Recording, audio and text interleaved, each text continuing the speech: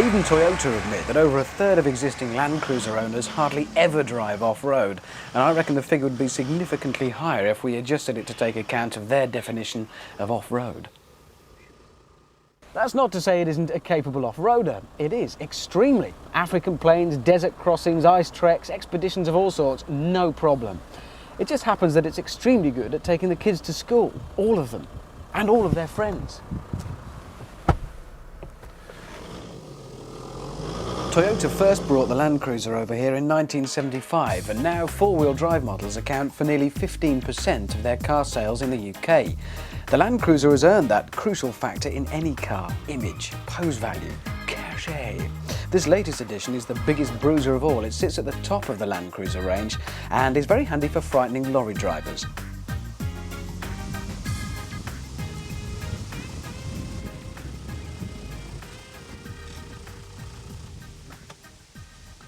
With a name like Amazon, you know it's going to be big, but it's getting to grips with just how big that really boggles the mind. These wheels look like they've been nicked off quarry trucks. The headlamps come off a cross-channel ferry, and these side steps are actually made from broken up bits of oil rig. But that's unfair. It makes it sound crude and clumsy, which it isn't. Remarkably, all 3.5 tons of it can lope along quite nicely, thank you, and that's helped by the choice of two engines.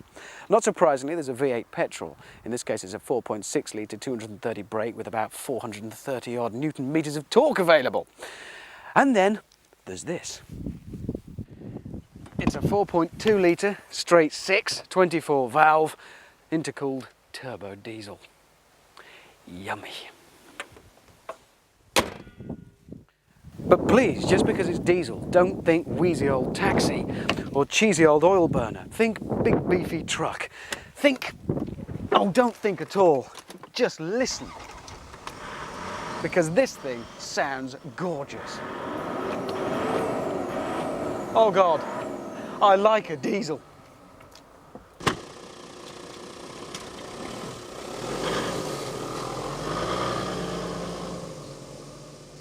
Once you've overcome the thing's initial hesitation to move at all, and it's not surprising it does, because it's a bit like pulling away in a bungalow really, it actually lopes along quite nicely. Sure, it's very big and very heavy, but it's also very powerful, loaded with technology to make it all a bit easier, and undeniably very comfortable.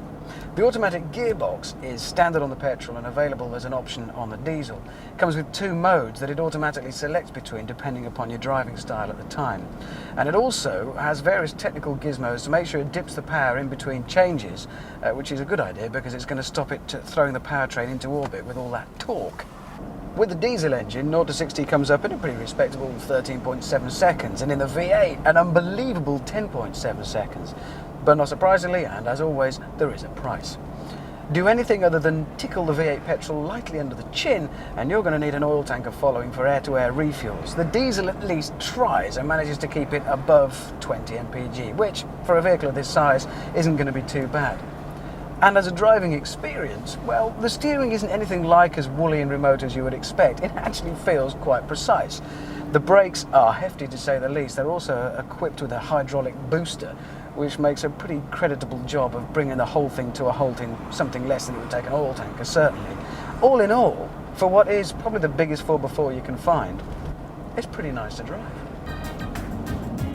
The Land Cruiser's always been aimed at the luxury car sector, and this latest flagship is a blatant attempt to wrestle Johnny Jag and Boris Beamer from their Executive Express, and it has a price tag to match. Around £44,000 will be required, thank you sir and madam, if you want one of these, the top spec VX, or you could go down market and settle for the GX at £36,790.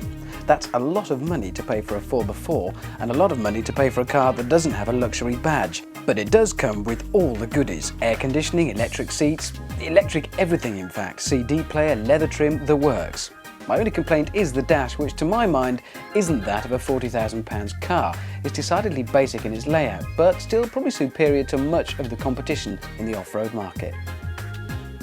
Should you decide you do want to take to the rough in over 40 grand's worth of car, there's no doubting the abilities of the Amazon. All that torque will get you out of as well as into trouble, and these things do have a reputation for being very capable off-road. The days when a cloth-capped sturdy well is in a canvas roof with a pinnacle of off-roading sophistication are long gone, and the new generation of four-wheel drives uses very modern technology to leave certain antiquated products built in this country trailing miserably behind in the mud. High and low ratios are fitted, of course, with both automatic and manual gearboxes, and centre and rear diff locks are all standard. The MPV market has for some time been fighting to pull the rug from under the knobbly tyres of the 4x4s. Why, they say, have all that macho butch metalwork when you can have an MPV? Why? Well, for a start, this doesn't look like a van. And in this, if you decide you need to go off-road, you can. And another reason, this is huge. And not only do all 7 passengers benefit from headrests and seatbelts, but here's the good news, with all of them on board, there's still room for the luggage. Do that in an MPV.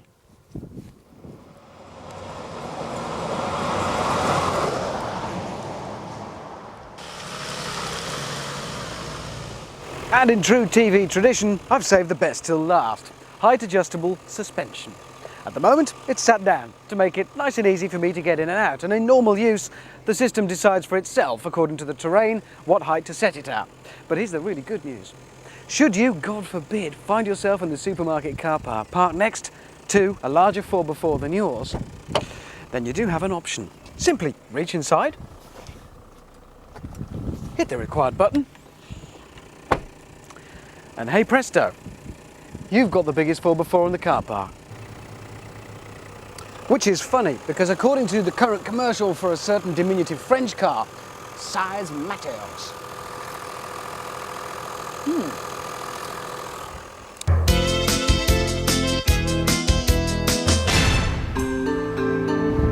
Strange looking thing, isn't it? It's the Daewoo Mousso, and if it looks familiar, that's hardly surprising because Daewoo recently bought out Sunyoung. The story goes that the chairman of Sunyoung wanted to sit regally above the serfs in their ordinary cars in the traffic jams of Seoul. Hence, the Mousso has the upper body of an estate and the lower body of an off-roader. The problem is, it ends up looking a bit confused, and the new grille and lights added since Daewoo took over don't really help matters. Maybe we're being a little harsh and just need to see it as the serfs were intended to, from the waist up. What do you think? Nah, still doesn't work.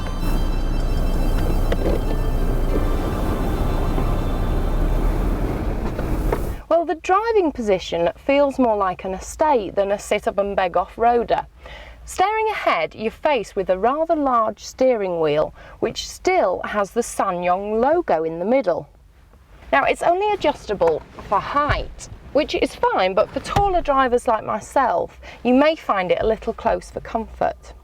Sitting behind, you've got a large binnacle with clearly seen instruments. But as for this, they look like wood on camera, but it's actually cheap, nasty plastic, and it spreads all along here through to the centre console. For a car with luxury pretensions, this could do better. Sitting down here is a stereo with enough fiddly buttons to need too much thought on the move. And if that isn't enough, it's positioned so low down that you'd have to take your eyes right off the road. Back here, there seems to be plenty of leg room, and the passengers are actually perched higher than those in the front who sit quite low. Great visibility for those backseat drivers. The Mousso is loaded with security devices, and if you haven't got your wits about you, it can be so secure that you can't even drive it yourself. Firstly, you take this immobiliser key, put it in here not once, but twice. Now you've got 30 seconds before it cuts you off again.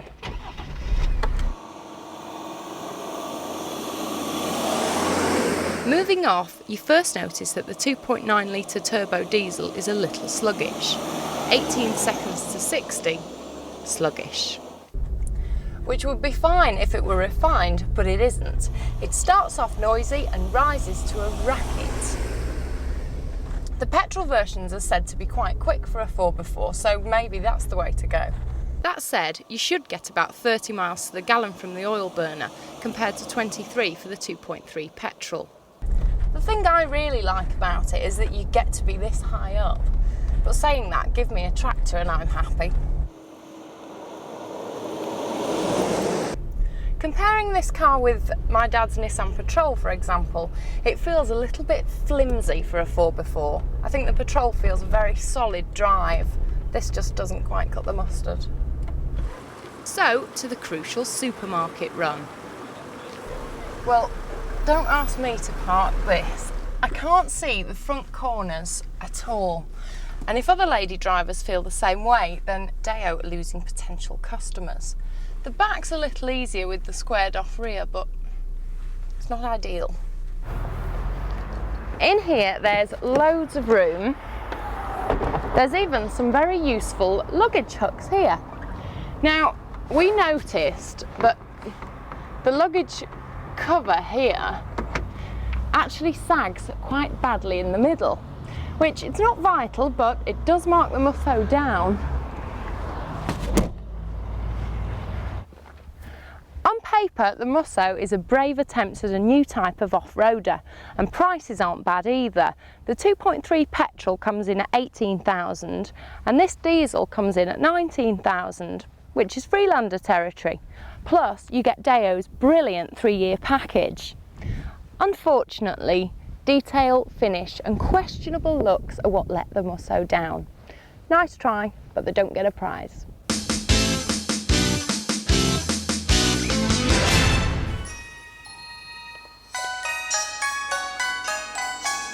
It's big, it's bold, and it's all Asian.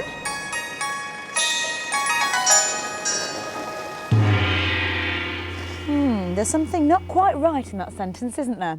Well, it may sound wrong, but it's a fact that it isn't the Yanks, but the Asian manufacturers that have cornered the market in the big, and I mean big, off-roaders. If Kings Road cruisers are not for you, then say hello to the Isuzu Trooper. This is serious size, and even its name makes me nervous.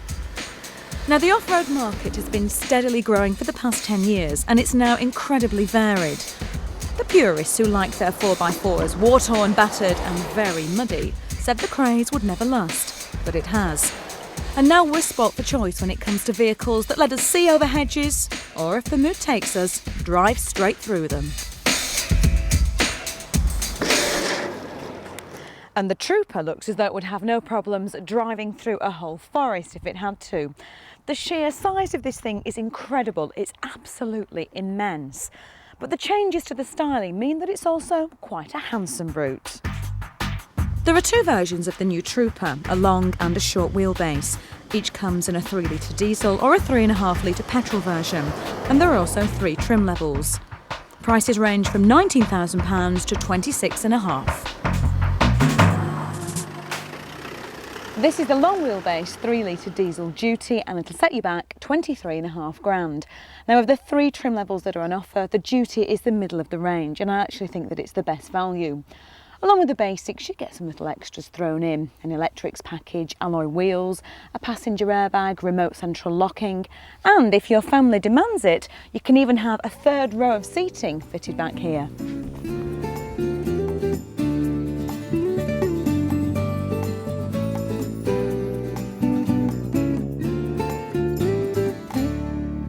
Looking around the interior, I have to say that I found the Trooper's major flaw.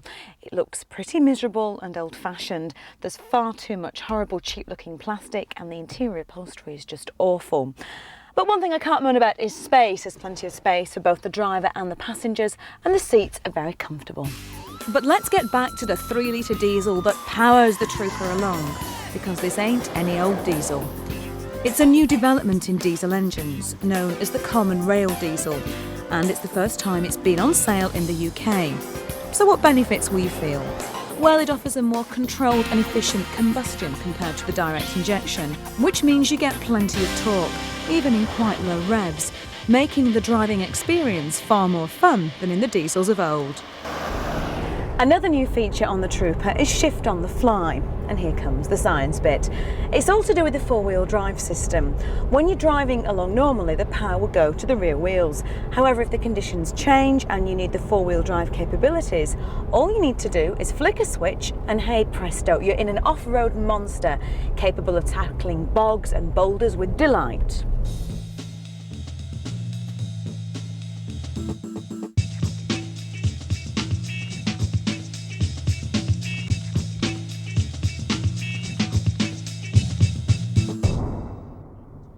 But having that kind of ability off-road, of course, can mean problems when we get the vehicles onto the tarmac that they're normally driven on. They can hack it on the tough stuff all right, but they wallow and they wobble their way around the slightest sniff of a bend on a normal road. But not the Trooper. It now has a wider track, different springs and beefier anti-roll bars. It feels solid and steady with very strong direct steering. The new diesel power plant is quiet even at high speeds. This 3 litre has a top speed of 100 miles per hour. And fuel economy is also pretty good. Government figures show around 31.4 around town.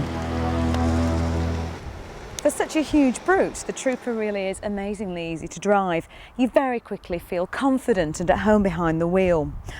I love its road presence. It really isn't as brash or as flash as some of the other off-roaders in the market. And I also love the fact that its size means you get a great view of everything that's going on around you. The only problem I found with that was the first time I tried to squeeze this thing into the tiniest of spaces at the supermarket. Still, you get used to that pretty quickly, and there's plenty of space for the shopping, and the kids, and the dog, and yes, even the kitchen sink.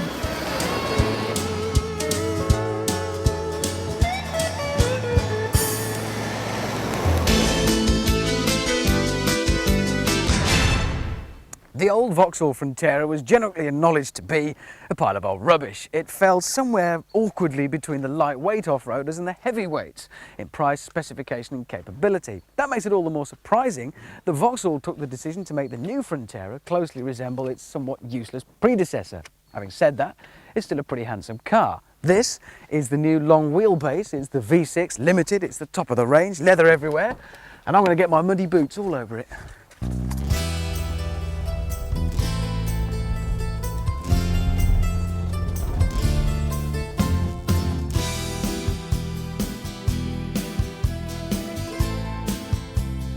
The new Frontera has been widely praised for the improvements to the ride on the road, and in this, the long wheelbase version, well, whilst a long wheelbase may bring penalties off the road, on the road, that goes even further to ironing out the choppiness that might be associated with the short wheelbase 4x4. That means it's actually quite a civilised place to be. Despite being so high up and all the advantages of a 4x4 for that commanding driving position, you could genuinely almost be in an ordinary family saloon. And that air of civilization is added to by the pretty high specification. This is a top spec version, but we've got electric and heated mirrors, heated seats to keep your body warm in winter, and pretty much every other gizmo you're going to want. The only thing lacking, and is lacking in every Vauxhall, is a sunroof, but then we do have air conditioning in here, so you can live without some luxuries. This that we're driving today is the V6 engine version, and it's a lovely engine, very smooth, very powerful, very torquey, and it makes a great snarly noise. Mated in this instance to an automatic gearbox, 4-speed, very smooth, changes very nicely. You can get a 5-speed manual with the V6. Also available is a 2.2 litre engine, which obviously has to be worked a little harder, but is perfectly capable, and that's available with a manual gearbox. You can get into one of these for less than £19,000 with the smaller engine version and perhaps lose a few of the bells and whistles. Now that's Land Rover Freelander territory, and to my mind this feels far more substantial both on and off the road. It has a greater presence, it's actually a bigger car. Sure, as a 4x4 it can't compete with the top dogs, the likes of the Toyota Amazon, but then they're up to twice the price. So you still do get what you pay for, and in the case of the Frontera, I think you get perhaps a little bit more. This is a 4x4 vehicle. Throwing it through bends at enormous speed is never going to be a good idea. But with the V6 and with the 2.2, it's quite capable. There's more than enough power. It'll cruise very happily easily at motorway speeds. And through the corners, it's actually very controlled. It controls its substantial body weight very well. It doesn't move around too much. It's all held down really quite well. The suspension has been pretty well sorted. It may not be fair to hark on about the car's less than illustrious predecessors, but I'm going to do it anyway. And face it, the previous Frontera rattled, shook and fell apart at the least provocation. Vauxhall say the new one won't, and looking at it, I think they're probably right. On the inside, it feels substantial and well put together, though not exactly interesting, it has to be said. The dash particularly is stupendously bland. Functional, no doubt, well laid out, no doubt, and probably not that rattly. But bland, definitely. Where it does score big points is in the back.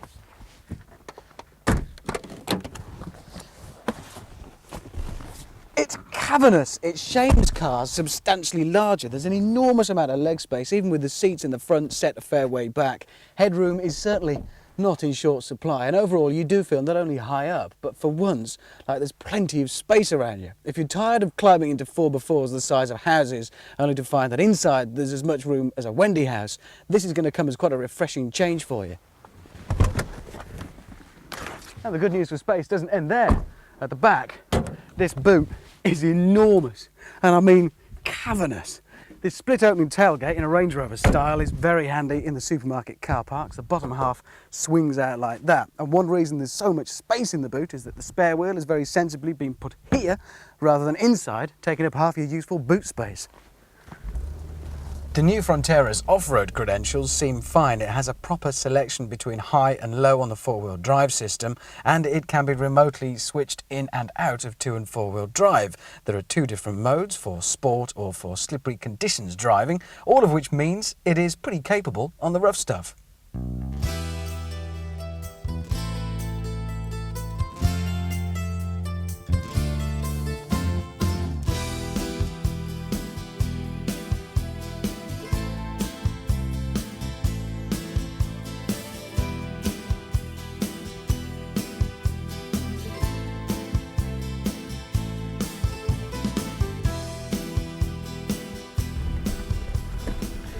Where the Frontera starts to really make sense and win out against the opposition is when you bring the price into the equation. Bear in mind, this is the top spec, top of the range. It's the V6 limited long wheelbase. That makes it a pretty special. As we've seen, it's pretty highly specified. And then look at the price. For this version with an automatic gearbox, you're going to be looking at about £24,000, £1,000 less for the manual gearbox version. And that really is the kind of money you'd expect to pay for a lightweight 4x4 with a load of extra kit on. Not what you'd expect to pay for something that can compete with the big boys.